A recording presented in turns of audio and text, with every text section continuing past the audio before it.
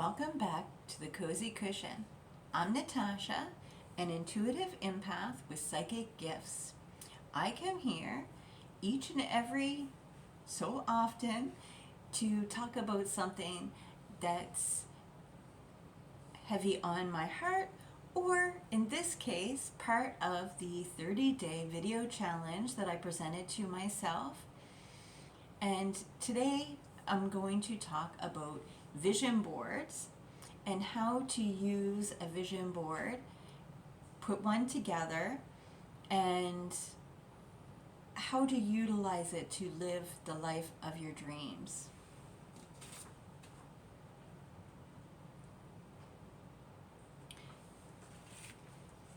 So, with a vision board, and what a vision board is, for me and how I've been doing my vision boards for years, is I get a piece of Bristol board, which is the color that I want to call into my present time frame. So I'd usually do them about every year or so. So the last vision board that I did was on a blue vision board because it was a healing vision board. On my vision board is all the ideas I have for the physical reality of the Cozy Cushion to move it into fruition. So for you, one of the colors you may want to bring into your life this year in 2025 may be yellow. So you could choose a yellow vision board. Some people choose white. There's a variety of colors. There's even neon colors, hot pink. So if you really want to have a very bright and vibrant reminder, you choose a color that vibrates and makes you smile, happy and excited to stand and look at it and to be reminded of your dream every day. So my vision board is up on my office wall. And one of how I start my vision boards is I do just that. I pick a slate, so I'll pick my Bristol board. There's also Bristol boards, I believe they're project boards, so they are flat, but then they have two sides. I've used those as well because then you can kind of add different dimensions to your vision board. You cannot make a vision board wrong. The more you do them, the more you're going to learn what your vision board means for you. A vision board is a private testament to your soul's desire to live your biggest dream. So you'll have different vision boards every year, sometimes twice a year. I've put vision boards on the wall. This particular vision board's been on the wall for 2 years now. So there's no limit of when you need to change your vision boards at any given time. It's all about you, your pleasure, your vision. So the first thing you want to do is pick the palette that you want to create your vision on.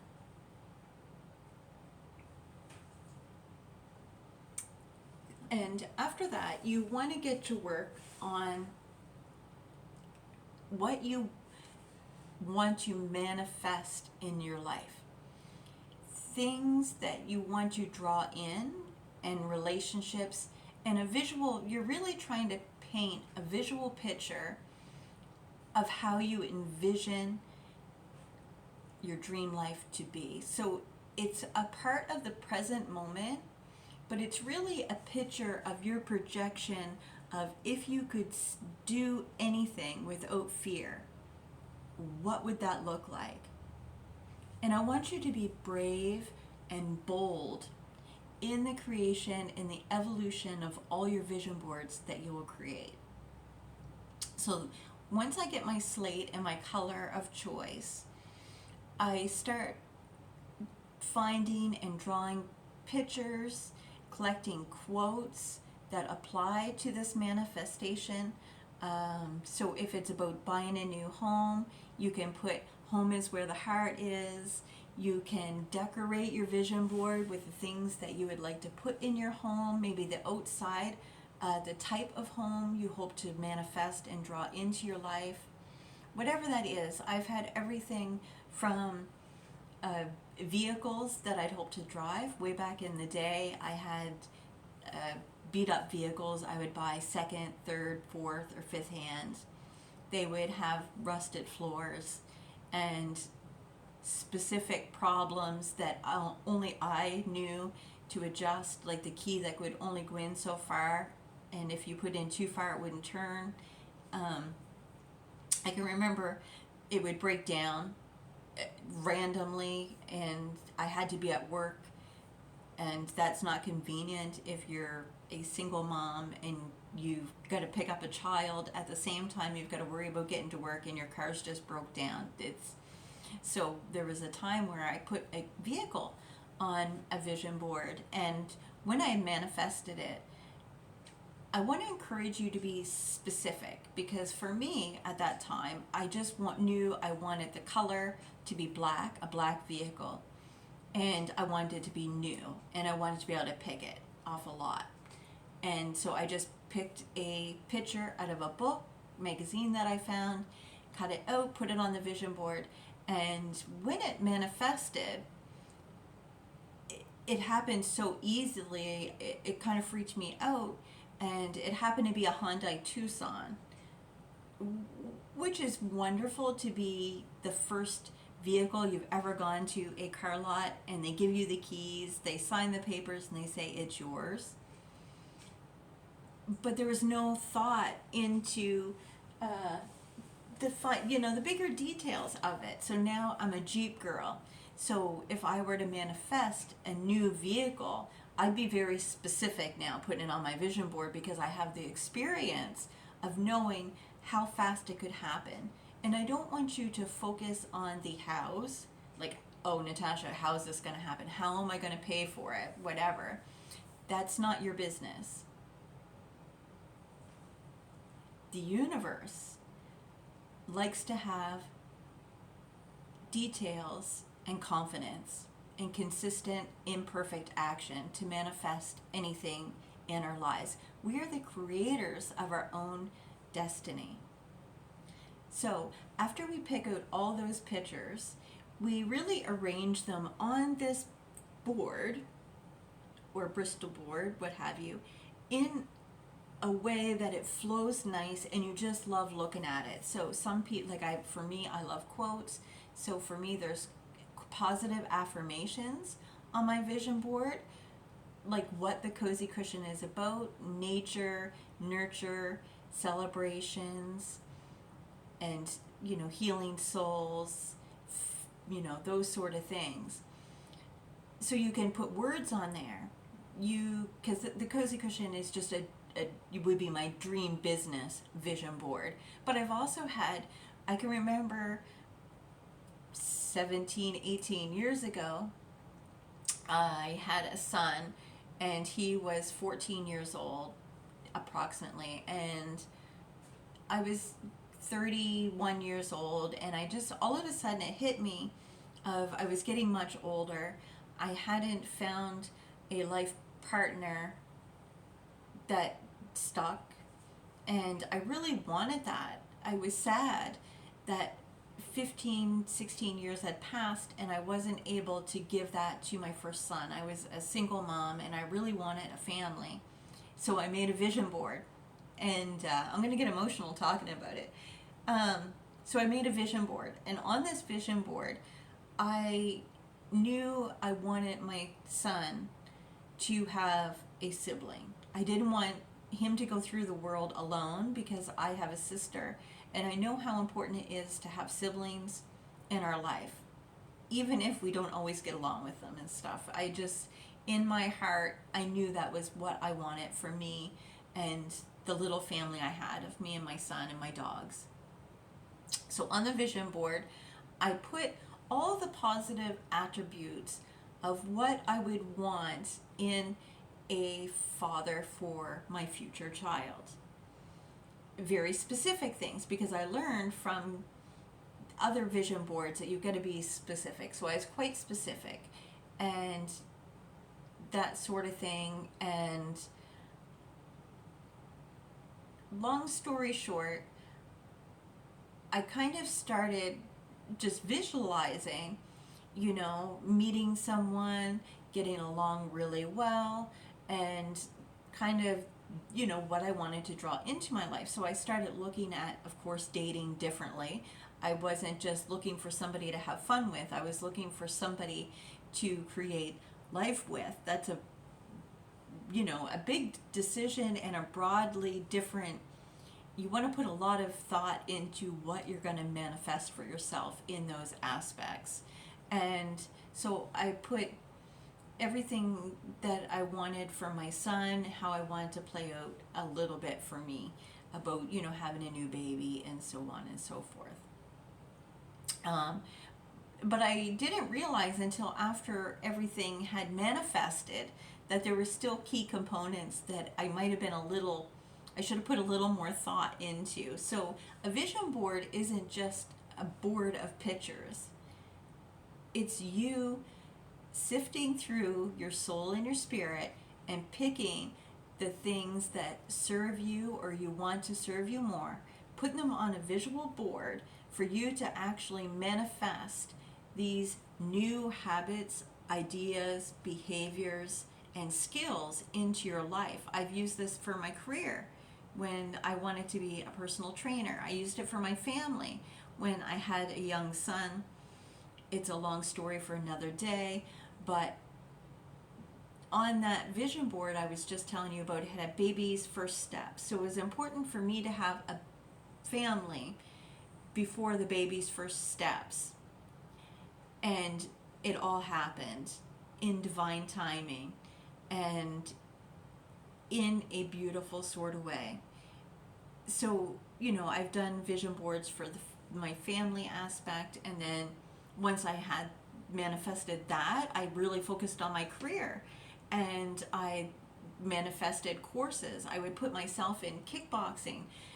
Physically, I would go to kickboxing classes, but then I wanted to be a teacher. So I put the teacher training on my vision board and I became a kickboxing instructor. So it was this basically choose your own adventure map of an expectation of things in your heart, not your mind, in your heart, of what you want to manifest in your life.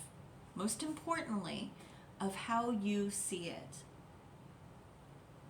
My dream business is a multi-million dollar business because it is a NBA basketball court with bleachers and a physical fitness gym with all the equipment that we need to train, with an outdoor nature track that we can run on and play on, with a timber frame stable full of gypsy cob horses for therapy, with dogs walking around as therapy dogs, and a big exercise room where we can celebrate, we can hold dances and do more fitness, yoga, breath work, exercise classes, and so on and so forth. And that's right, I almost forgot the hydrotherapy pools. There's a big timber framed section on my vision board of hydrotherapy pools. So my dream is very specific. Every time I share my dream with people, it receives different responses and reviews and opinions. And most of them are not helpful. Nobody says, "Oh my God, Natasha, I love this dream. Here's $10,000 to help you along." Nobody says that. They're like, "Oh wow, that's a big dream, and I want to do it here in Nova Scotia." And another comment people have made is, we don't need or want that here in Nova Scotia. You wouldn't make money, you would lose money. And the dream's just too big for a small town. You should move your dream to the city or a YMCA.